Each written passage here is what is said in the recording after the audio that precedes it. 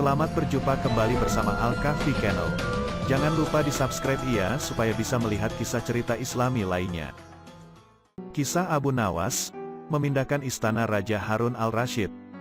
Baginda Raja baru saja membaca kitab tentang kehebatan Raja Sulaiman yang mampu memerintahkan para jin memindahkan singgasana Ratu Bilqis di dekat istananya. Baginda tiba-tiba merasa tertarik, hatinya mulai tergelitik untuk melakukan hal yang sama. Mendadak beliau ingin istananya dipindahkan ke atas gunung agar bisa lebih leluasa menikmati pemandangan di sekitar. Dan bukankah hal itu tidak mustahil bisa dilakukan karena ada Abu Nawas yang amat cerdik di negerinya. Tanpa membuang waktu, Abu Nawas segera dipanggil untuk menghadap Baginda Raja Harun al-Rasyid. Setelah Abu Nawas dihadapkan, Raja pun berkata kepada Abu Nawas, "Abu Nawas, engkau harus memindahkan istanaku ke atas gunung agar aku lebih leluasa melihat negeriku," kata Baginda sambil melirik reaksi Abu Nawas. Abu Nawas tidak langsung menjawab. Ia berpikir sejenak hingga keningnya berkerut. Tidak mungkin menolak perintah Baginda kecuali kalau memang ingin dihukum. Akhirnya Abu Nawas terpaksa menyanggupi proyek raksasa itu. Ada satu lagi, permintaan dari Baginda, pekerjaan itu harus diselesaikan hanya dalam waktu sebulan. Abu Nawas pulang dengan hati masgul. Setiap malam ia hanya berteman dengan rembulan dan bintang-bintang. Hari-hari ditewatinya dengan kegundahan. Tak ada hari yang lebih berat dalam hidup Abu Nawas kecuali hari-hari ini. Tetapi pada hari ke-9 ia tidak lagi merasa gundah gulana. Keesokan harinya Abu Nawas menuju istana. Ia menghadap Baginda untuk membahas pemindahan istana. Dengan senang hati Baginda akan mendengarkan apa yang diinginkan Abu Nawas. "Ampun tuanku, hamba datang ke sini hanya untuk mengajukan usul untuk memperlancar pekerjaan hamba nanti," kata Abu Nawas. "Apa usul itu?" tanya Baginda. "Hamba akan memindahkan istana Paduka yang mulia tepat pada hari raya Idul Kurban yang kebetulan hanya kurang 20 hari lagi," kata Abu Nawas.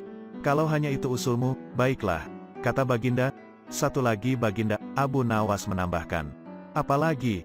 tanya Baginda. "Hamba mohon Baginda menyembelih 10 ekor sapi yang gemuk untuk dibagikan langsung kepada para fakir miskin," kata Abu Nawas. "Usulmu kuterima," kata Baginda menyetujui. Abu Nawas pulang dengan perasaan riang gembira. Kini tidak ada lagi yang perlu dikhawatirkan. Toh nanti bila waktunya sudah tiba, ia pasti akan dengan mudah memindahkan istana Baginda Raja. Jangankan hanya memindahkan ke puncak gunung, ke dasar samudera pun Abu Nawas sanggup. Desas-desus mulai tersebar seluruh pelosok negeri. Hampir semua orang harap-harap cemas. Tetapi sebagian besar rakyat merasa yakin atas kemampuan Abu Nawas. Karena selama ini Abu Nawas belum pernah gagal melaksanakan tugas-tugas aneh yang dibebankan di atas pundaknya. Namun ada beberapa orang yang meragukan keberhasilan Abu Nawas kali ini. Saat-saat yang dinanti-nantikan tiba. Rakyat berbondong-bondong menuju lapangan untuk melakukan salat hari raya Idul Adha. Dan seusai salat, 10 sapi sumbangan Baginda Raja disembelih lalu dimasak kemudian segera dibagikan kepada fakir miskin. Kini giliran Abu Nawas yang harus melaksanakan tugas berat itu. Abu Nawas berjalan menuju istana diikuti oleh rakyat. Sesampai di depan istana, Abu Nawas bertanya kepada Baginda Raja. "Ampun tuanku yang mulia, apakah istana sudah tidak ada orangnya lagi?" tanya Abu Nawas. "Tidak ada," jawab Baginda Raja singkat.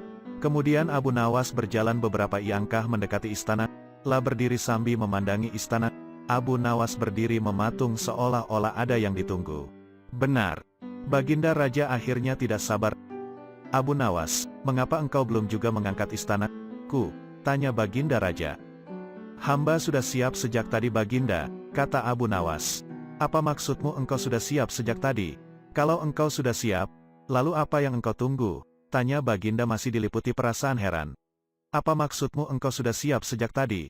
Kalau engkau sudah siap, lalu apa yang engkau tunggu?" tanya Baginda masih diliputi perasaan heran.